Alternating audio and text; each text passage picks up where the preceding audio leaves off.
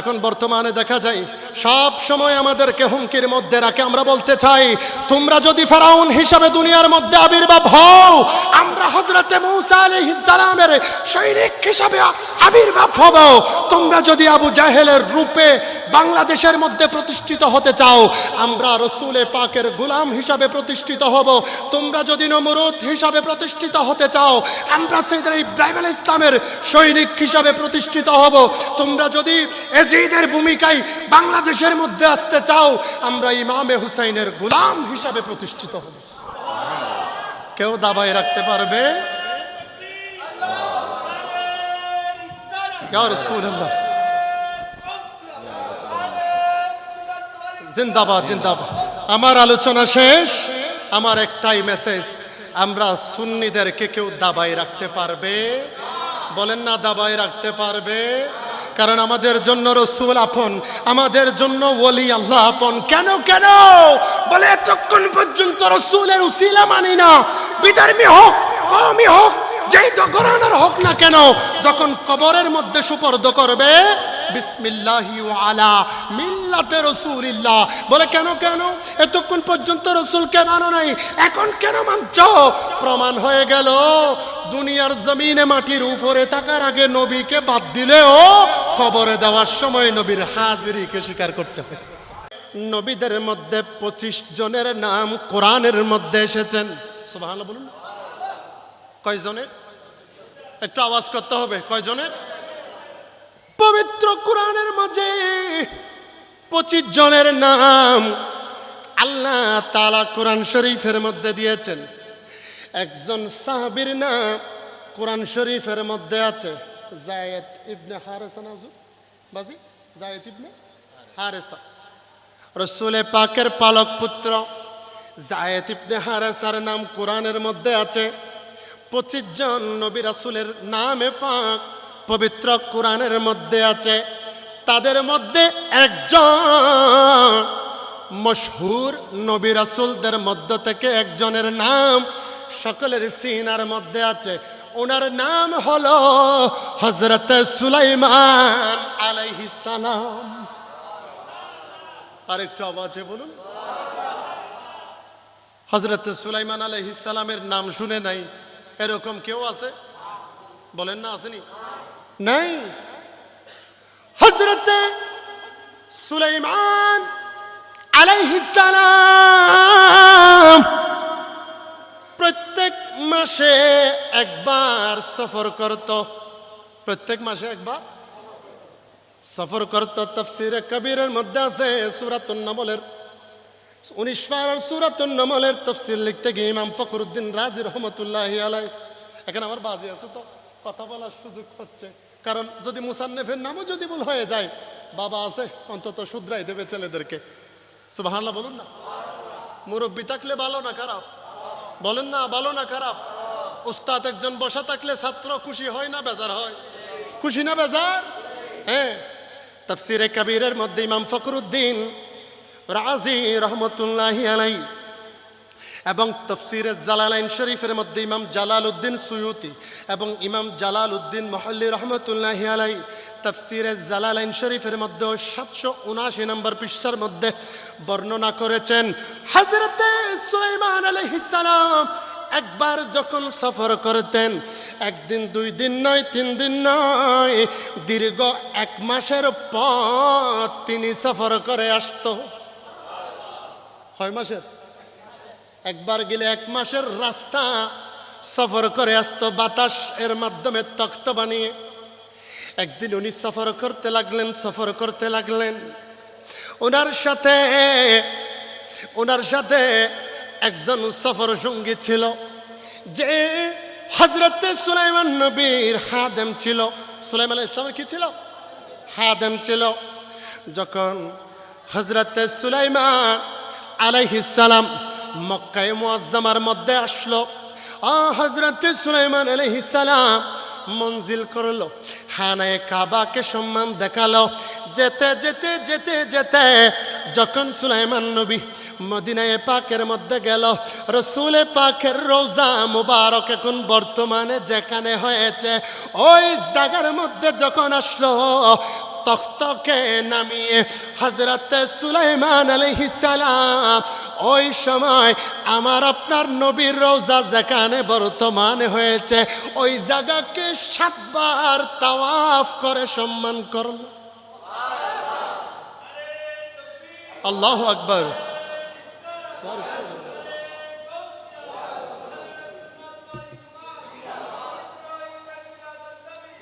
জিন্দাবাদ জিন্দাবাদ। রজবী সাহেব উচ্চ আওয়াজে বলুন সুবহানাল্লাহ, মারহাবা বলুন না, আর একটু আওয়াজে বলুন। সুলাইমান আলাইহিস সালাম তাওয়াফ করছেন কয়বার? কথা বলেন না, কয়বার? 7 বার তাওয়াফ করলো। হযরতে সুলাইমান নবী যখন তাওয়াফ করে বের হয়ে গেল, যখন তখ্তের মধ্যে উঠে গেল, হযরতে সুলাইমান নবীকে তার খাদেম একটু করে জিজ্ঞেস করতে লাগলো, সুলাইমান নবী, ও আমার নবী একটু বলেন, বলে আপনি এটা কোন মঞ্জিল, কোন স্থানকে জিয়ারত করেছেন, কোন স্থানকে সম্মান দিয়েছেন, কোন স্থানকে আপনি ইজ্জত দিয়েছেন? হযরতে সুলাইমান আলাইহিস সালাম বলে, আমি এটা এমন একজন ব্যক্তি, এমন একজন রসুল, এমন একজন নবী রওজা মুবারকের স্থানকে ইজ্জত দিয়েছি যেই রসুল না হলে আমি সুলাইমান নবীও দুনিয়ায় আসতাম না। আরেকটু আওয়াজে বলুন। বলে সেই নবীর স্থানকে আমি সম্মান দিয়েছি। বলে তাই নাকি? বলে হ্যাঁ। বলে একটা কাজ করেন, আমাকে একটু এই জায়গার থেকে একটু দোয়া করে দেন, রসুল পাকের রওজা মুবারক থেকে একটু দোয়া করে দেন, রওজা মুবারকের মকাম থেকে একটু দোয়া করে দেন। বলে কেমন দোয়া, কেমন দোয়া? বলে আমার বংশের মধ্যে যত মানুষ দুনিয়ার মধ্যে আগমন করবে, কোন একজন বংশের নসল থেকেও যেন ওই আখেরি নবীর সাথে দিদারের ব্যবস্থা হয়ে যায়। আরেকটু আওয়াজে বলুন। হযরতে সুলাইমান আলাইহিস সালাম হাত তুলে দোয়া করলো, বলে ও আল্লাহ, আমি সুলাইমান নবী দোয়া করলাম, এই আমার খাদেম যিনি আমার সাথে আছে, আমার খাদেম আল্লাহ, তার কোনো না কোনো বংশের মাধ্যমে, তার কোনো না কোনো বংশের সাথে আখেরি নবীর দিদারের ব্যবস্থা করে দিও। এই ঘটনা মিলে গেল। আল্লাহর নবী যখন মক্কা থেকে মদিনার মধ্যে হিজরত করা অবস্থায় রসুলকে সাহাবায়ে কেরাম জিজ্ঞেস করলো, ইয়া রাসূলুল্লাহ, ইয়া হাবিবাল্লাহ, নবী গো, ইয়া রাসূলুল্লাহ, ও দয়াল নবী রে, আপনি মক্কা থেকে মদিনায় যাওয়ার পরে কার বাড়িতে মেহমান হিসাবে উপস্থিত হবেন? নবী আমার কোনো ব্যক্তির কথা উল্লেখ করে নাই, সাহাবীর কথা উল্লেখ করে নাই, কোনো নবীর সহচরের কথা উল্লেখ করে নাই, কোনো নবীর উম্মতের কথা উল্লেখ করে নাই। বলে আমার উট যার ঘরের মধ্যে গিয়ে দাঁড়িয়ে যাবে, আমি নবী ওই সাহাবীর ঘরের মধ্যে গিয়ে তাশরীফ নিব। আরেকটা আওয়াজ। ওই সময় যখন সুলাইমান নবী দোয়া করেছিল, একটা চিঠি লিখে দিয়েছিল। কি লিখেছিল? একটা চিঠি লিখেছিল। চিঠির মধ্যে সবগুলা বিস্তারিত আছে। যখন রসুল পাক মক্কায়ে মুআজ্জামাতে থেকে হিজরত করে মদিনা শরীফের মধ্যে গেল, উট এমন কোন জায়গা নাই যেখানে দাঁড়িয়েছে, সরাসরি হযরতে আবু আয়ুব আনসারীর ঘরের মধ্যে গিয়ে উট নিজের পা দুইটা ঝুঁকাই দিয়ে বসে গেল। আরেকটু আওয়াজ বলুন।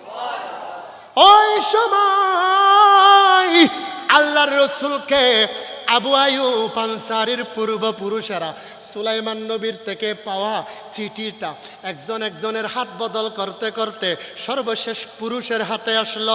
যখন সামনাসামনি আসলো, চিঠিটা বের করে আল্লাহর নবীর চেহারা যখন দেখেছে, রসুলে পাকের পরিচয় যখন পেয়েছে, সাথে সাথে চিঠিটা হাতে নিয়ে আমার আপনার রসুলের হাত মুবারকের মধ্যে দিল। নবীর দোয়া কবুল হয়েছে? বলেন না, কবুল হয়েছে? হয় নাই মনে হয়? নবীর দোয়া কবুল হয়েছে।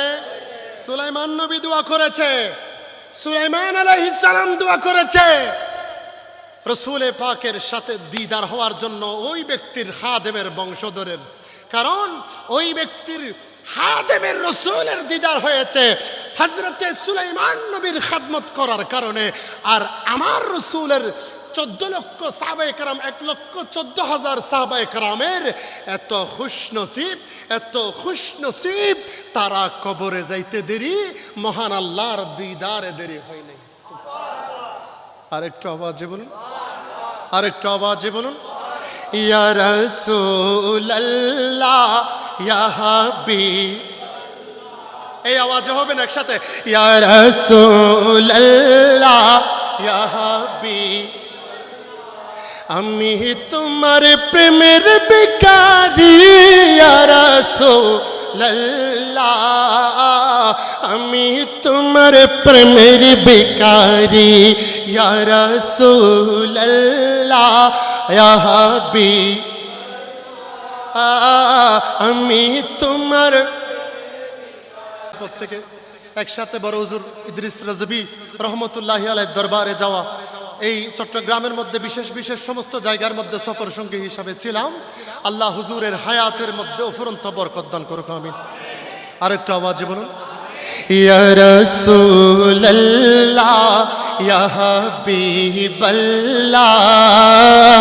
আমি তোমার প্রেমের ভিখারি ইয়া রাসূলুল্লাহ ইয়া হাবিবাল্লাহ, আমি তোমার প্রেমের ভিখারি। তোমারি প্রেমেতে রসুল নাই যে তুলনা, নাই যে তুলনা গো রসুল, নাই যে তুলনা। তোমারি প্রেমেতে রসুল নাই যে তুলনা, নাই যে তুলনা গো রসুল, নাই যে তুলনা। তোমার প্রেমে মগ্ন হইল উস্তুনে হান্নানা ইয়া রাসূলুল্লাহ, আমি তোমার প্রেমের ভিখারি ইয়া রাসূলুল্লাহ ইয়া হাবিবাল্লাহ, আমি তোমার প্রেমের ভিখারি। সুবহানাল্লাহ বলুন না। শায়ের আরো কি বলে দেখেন, अरे वो मदीना उधर बाग जन्नत इधर, अगर कोई पूछे ये मेरा फैसला। বলে এক পাশে যদি মদিনাকে দেওয়া হয়, আর এক পাশে যদি মদিনাকে দেওয়া হয়, এক পাশে যদি জান্নাতকে দেওয়া হয়, আমাকে যদি জিজ্ঞেস করে আপনার পছন্দ কি আছে, বলে আমি আশিক গোলাম বলবো সাফ কহ दूंगा জান্নাত नहीं चाहिए। আর একটু আওয়াজে বলুন, কারণ আশিকদের আসল জান্নাত কে? মদিনা বলেন না। ও তুমি মানলে মানো, তুমি মানলে মানো, না মানলে মন মানো না। আশিকেরি আসল জান্নাত বলুন, আশিকেরি আসল জান্নাত সালাতুন ইয়া রাসূলুল্লাহ। আশিক বসেন, মাশাআল্লাহ, ঠিক আছে। প্রিয় হাজিরিন, বলতে চেয়েছিলাম হযরতে সুলাইমান আলাইহিস সালামের দোয়ার বদৌলতে, মোহাব্বতের বদৌলতে, মোহাব্বতের বদৌলতে আল্লাহ তাআলা সুলাইমান নবীর দোয়া কবুল করেছে। কি রকম? চিঠি লিখে দিয়েছে, তাফসিরে জালালাইন শরীফের মধ্যে বর্ণনা হয়েছে।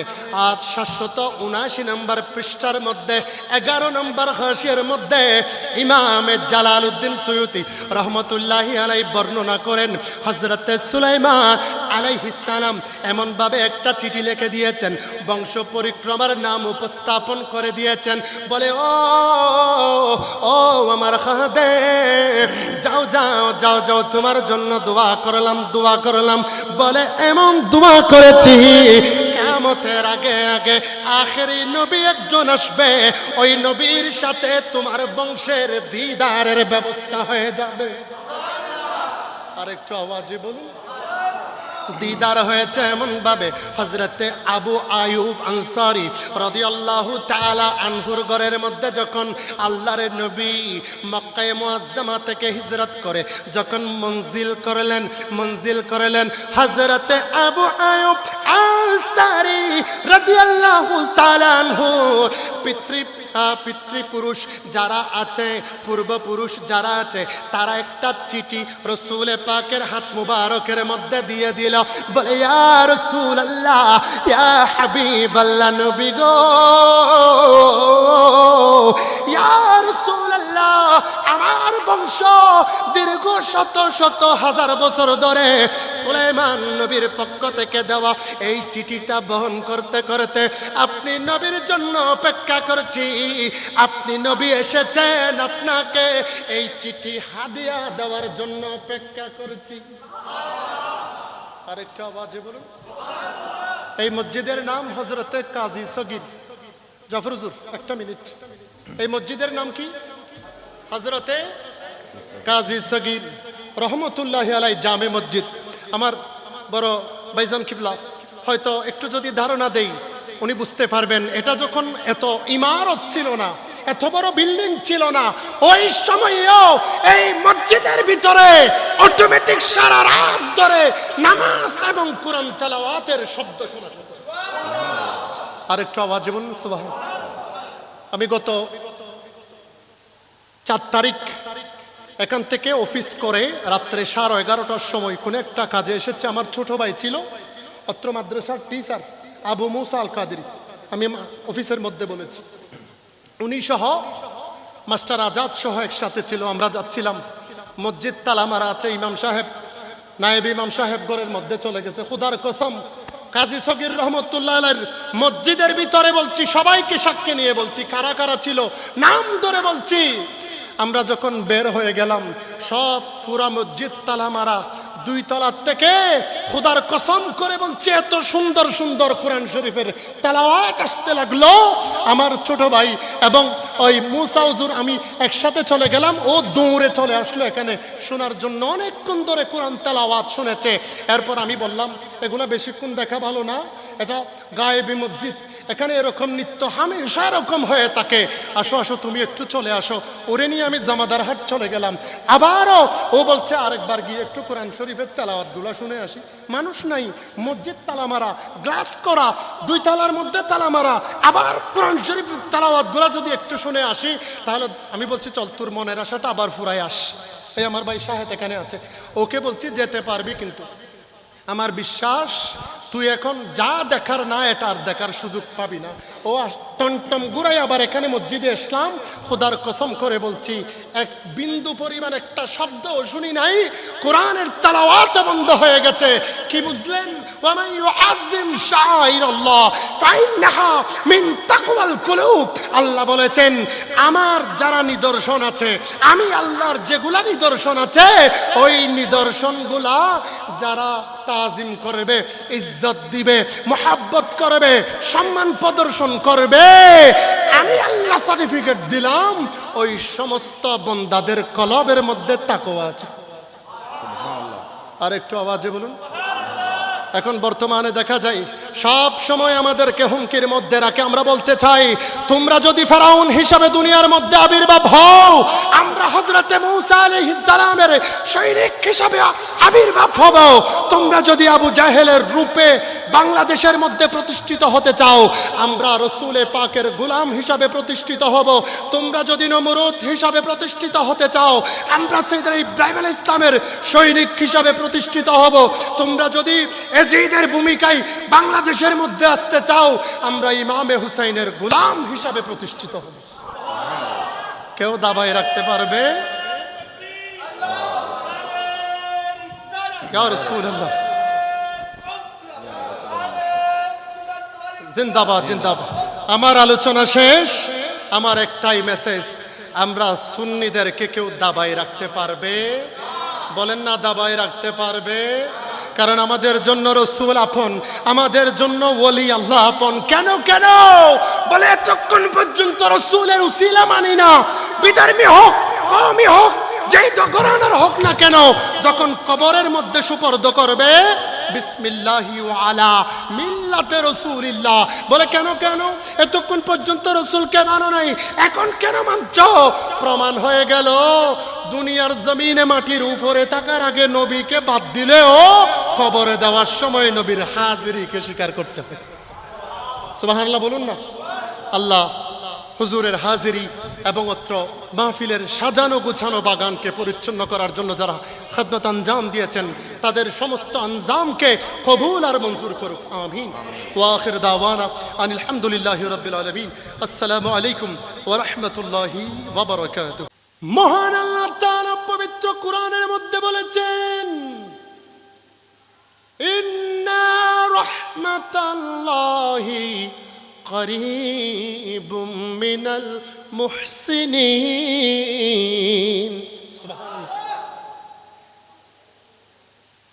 আল্লাহ তাআলা পবিত্র কোরআনের মধ্যে বলেছেন, রহমত আমার রাস্তার মধ্যে থাকে না, রহমত আমার খাল বিলের মধ্যে থাকে না, রহমত আমার সাগরের পারের মধ্যে থাকে না, রহমত আমার পার্কের মধ্যে থাকে না, রহমত আমার বাজারের মধ্যে থাকে না, রহমত আমার গান বাজনার মধ্যে থাকে না, না না না না, আমার রহমত থাকে, আমার রহমত থাকে যারা আমার বন্ধু, যারা আমার ওলি, যারা আমার মুহসিন, আমি আল্লাহর রহমত থাকে একমাত্র ওলি আল্লাহর দরবারে।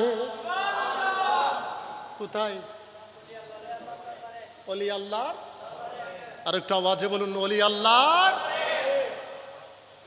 আরে কিভাবে করিব আমি একটি নামের বর্ণনা, কিভাবে করিব আমি একটি নামের বর্ণনা, হযরতে কাজী সগীর শাহে শাহ মাওলানা, হযরতে কাজী সগীর। কিভাবে করিব আমি একটি নামের বর্ণনা, কিভাবে করিব আমি একটি নামের বর্ণনা, হযরতে কাজী সগীর শাহে শাহ মাওলানা, হযরতে কাজী সগীর। সালাতুনিয়া জাফর সালামুনিয়া जिसने देखा हो मदीना, जिंदगी में एक बार चुमने उनकी कदम सर झुक रहा है बार बार। सालातुनिया सालामुनिया। প্রিয় হাজিরিন, ভালো করে খেয়াল করেন, সকলের পরিচিত একটা নাম আছে,